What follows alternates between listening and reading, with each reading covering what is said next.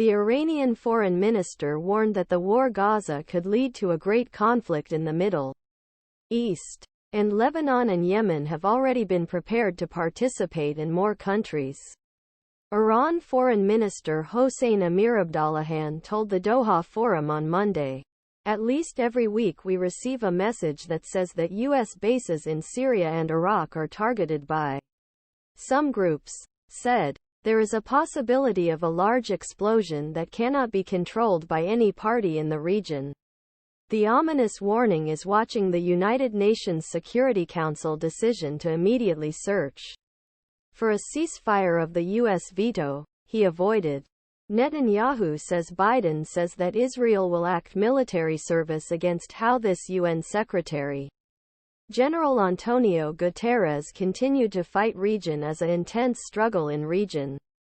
While 99th article of organization rarely issued a letter to Security Council Gaza. Instead, Amirabdollahian accused U.S. of continuing the conflict with support of Israel and Zionist regime. Iran's deputies called on the U.S. troops by Houthis and Hezbollah. People in the world, including the USA, Afghanistan, China, Iran, sanctions on human rights violations according to the Jerusalem Post. Foreign Minister said, "That's why they aim for U.S. bases in Syria and Iraq," said.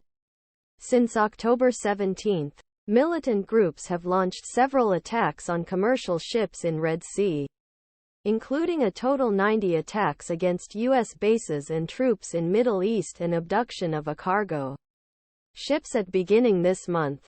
Israel's technology enthusiasts Hamas is trying to manage the Biden war in the struggle against terrorists. An umbrella group, called Islamic Resistance Iraq, claimed responsibility for latest attacks that hit the Asad Air Base in Iraq and Al-Shadadadi patrol base Syria, as a way to resist Islamic State group, which continues to operate in country.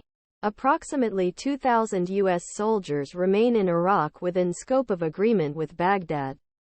Many of the presidential critics in the Congress called on administration of Biden to reclassify Houthis as a foreign terrorist organization.